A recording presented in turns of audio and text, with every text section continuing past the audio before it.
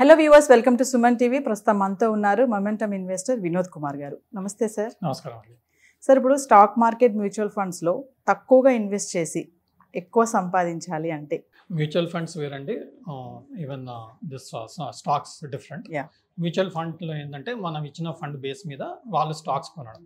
Stock మార్కెట్లో మనం direct invest చేయడం అంటే మనమే డైరెక్ట్గా స్టాక్స్ కొనుక్కోవడం. సో సెకండరీ మార్కెట్లో మనం ఇన్వెస్ట్ చేసుకోవాలి. తాకట్టులో ఉన్న బంగారాన్ని విడిపించి ఆ రోజు ఆన్లైన్ రేటుకే మేము కొంటాం. Sharma gold company. నా మ్యూచువల్ ఫండ్స్ పక్కన పెడితే స్టాక్ మార్కెట్లో మనం తక్కువ ఇన్వెస్ట్మెంట్ పెట్టి ఎక్కువ రిటర్న్ తీసుకోవాలి అన్న ఆలోచన ఉన్నప్పుడు మనం చేయాల్సింది ఏంటంటే మెయిన్గా large cap stocks, mid cap stocks, small caps, almost micro cap stocks ఇన్ని ఉన్నాయి. మనకు ఎక్కువ రిటర్న్ ఇచ్చేది small cap, micro cap, to certain extent mid cap comparatively. Then comes under large cap. So large క్యాప్స్లో మీకు రిటర్న్స్ అనేది small cap, micro cap అంత రావు. స్టేబుల్గా స్టడీ ఉంటుంది, ఎందుకంటే the stock is already identified, the valuation is intact. At the same time the stock will perform as per the fundamentals.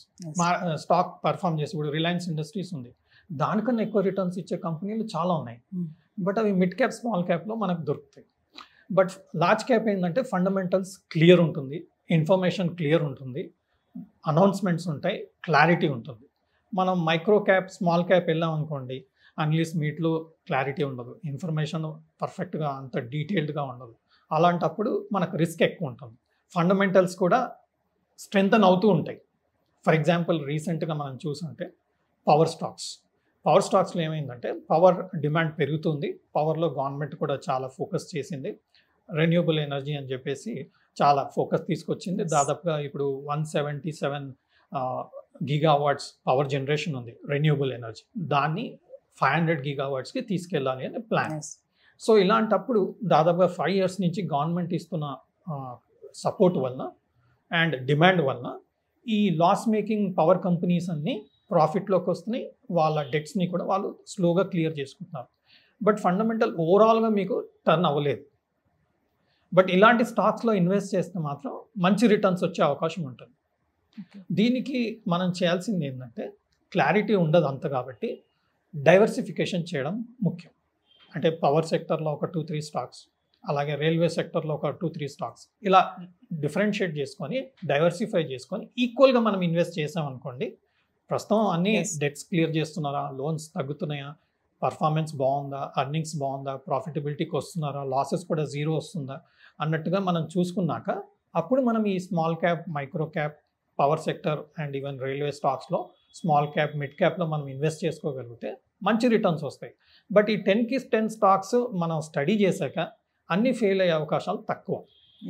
అన్నీ 10కి 10 అయితే ఫెయిల్ అవ్వవు. మనకు 3-4 సక్సెస్ అయినా కానీ డెఫినెట్గా 2 times 3 times గ్రో అవుతుంది. కాబట్టి ఈ 4-5 స్టాక్స్ మనకు ఫెయిల్ అయినా మనకు లాస్ అనేది ఉండకుండా మన క్యాపిటల్ అనేది సేఫ్ అయ్యే అవకాశం ఉంటుంది.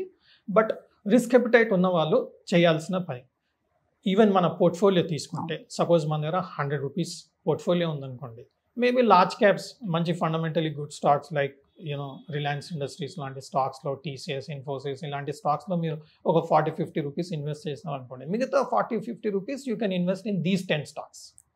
That can be a better thing. Again మనం తక్కువ ఇన్వెస్ట్మెంట్ పెట్టి ఎక్కువ రిటర్న్ తీసుకోవాలన్నప్పుడు మ్యూచువల్ ఫండ్స్ విషయానికి వస్తే థీమాటిక్ ఫండ్స్లో మనం ఇన్వెస్ట్ చేయాలి. బట్ లాంగ్ టర్మ్ ఇన్వెస్ట్ చేస్తే మంచి రిటర్న్స్ వచ్చే అవకాశం ఉంటుంది. థీమ్ మనం కరెక్ట్గా సెలెక్ట్ చేసుకోవాల్సి వస్తుంది. 5 years బ్యాక్ చూడండి, అంత ఎఫ్ఎంసీజీ అలాంటి డిస్కషన్స్ వచ్చాయి. ఇప్పుడు ఉన్న సిచ్యువేషన్స్లో ఇన్ఫ్రాస్ట్రక్చర్కి ఎక్కువ ఫోకస్ ఉంది. సో ఇన్ఫ్రాస్ట్రక్చర్ సంబంధించిన ఫండ్స్లో థీమ్ బేస్ మీద మనం ఐసిఐసిఐ ఇన్ఫ్రాస్ట్రక్చర్ ఫండ్ ఉంది, అందులో మనం ఇన్వెస్ట్ చేసాం అనుకోండి, బట్ లాంగ్ టర్మ్ ఇన్వెస్ట్ చేయాలి. ఇప్పుడున్న సిచ్యువేషన్లో మనం లంసమ్ ఇన్వెస్ట్ చేసాం అనుకోండి, ఆల్రెడీ మార్కెట్ ఆల్మోస్ట్ ఇప్పుడు రీసెంట్ పాస్ట్లో మనం ఇన్ఫ్రాస్ట్రక్చర్ ఇండెక్స్ కూడా చూసుంటే ఇట్స్ గ్రోన్ లైక్ మ్యాడ్. 30-50% పైన గ్రోత్ వచ్చింది లాస్ట్ 3 to 6 monthsలో. సో అలాంటప్పుడు మనం వన్ టైంలో ఇన్వెస్ట్ చేసాం అనుకోండి, but you should have a time frame of almost 5 to 10 years to hold or wait for the correction.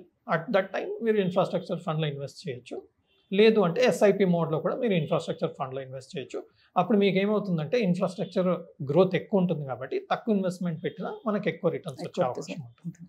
ఇప్పుడు స్టాక్ మార్కెట్లో మీరు అన్నట్టుగా ఒకటే దగ్గర కొనకుండా డిఫరెంట్గా డైవర్సిఫికేషన్ చేయాలని చెప్పారు కదా.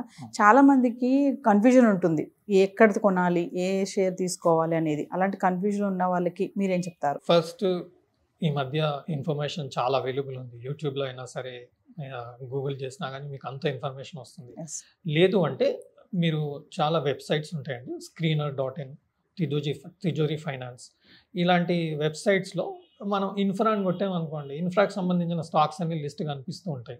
లేదంటే మనం స్క్రీనర్లో మన ఓన్ స్క్రీన్ డెవలప్ చేసుకోవచ్చు, ఫిల్టర్ చేసుకోవచ్చు ఇన్ఫ్రాస్ట్రక్చర్ ఫైనాన్స్. ఇప్పుడు my suggestion is everyone should start using AI compulsory. I'm using Google bot. నేను GPT-4 సబ్స్క్రైబ్ చేసుకున్నాను. It cost, but it is worth. ఎందుకంటే మనం రీసెర్చ్ చేయాలంటే చాలా టైం పోతుందండి. గూగుల్లో రీసెర్చ్ చేయాలా, స్క్రీనర్లో రీసెర్చ్ చేయాలంటే చాలా టైం పోతుంది. అదే మీరు GPT-4లో ఫ్రీ వర్షన్స్ కూడా ఉంటాయి. ఫ్రీ వర్షన్స్లో కూడా లాగిన్ చేసేసుకొని infrastructure stocks of India listed companies ఇవ్వండి అంటే ఇచ్చేస్తుంది. Okay.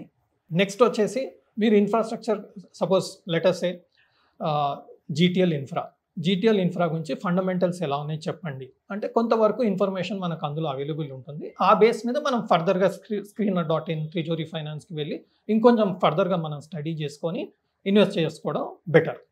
At the same time all the mutual funds, ప్రతి మ్యూచువల్ ఫండ్, ఇప్పుడు ఇన్ఫ్రాస్ట్రక్చర్ మ్యూచువల్ ఫండ్ అనుకో, లేదండి నేను ఐసిఐసిఐ ఇన్ఫ్రాస్ట్రక్చర్ ఫండ్లో పెట్టాను, నేను ఇన్ఫ్రాస్ట్రక్చర్ స్టాక్స్లో నేను సొంతంగా ఇన్వెస్ట్ చేసుకుంటాను, నేను సెలెక్ట్ చేసుకుంటాను అని డిసైడ్ చేసుకున్నారు.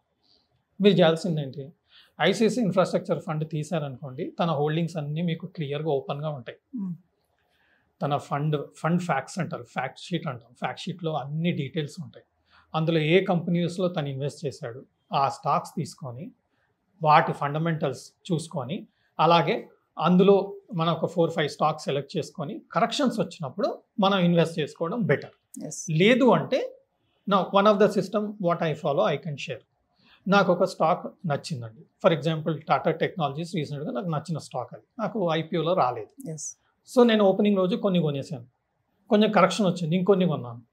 ఇప్పుడు 800-900 వచ్చింది అనుకోండి, ఇంకొన్ని నేను ఇన్వెస్ట్ చేసుకుంటాను. ఆ స్టాక్కి నేను ఒక ఫండ్ ఇచ్చేసాను, నాకు ఒక అలొకేషన్ ఇచ్చాను, దాని బేస్ మీద నేను డిఫరెంట్ లెవెల్స్లో ఇన్వెస్ట్ చేసుకుంటే నాకు యావరేజ్ అవుట్ అవుతుంది.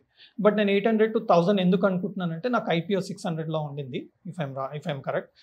నేను 800-900 యావరేజ్ ఉంటే నాకు సేఫ్ ఉంటుంది అని చెప్పేసి I'm started accumulating that stock. So as it falls you can start accumulating the stock.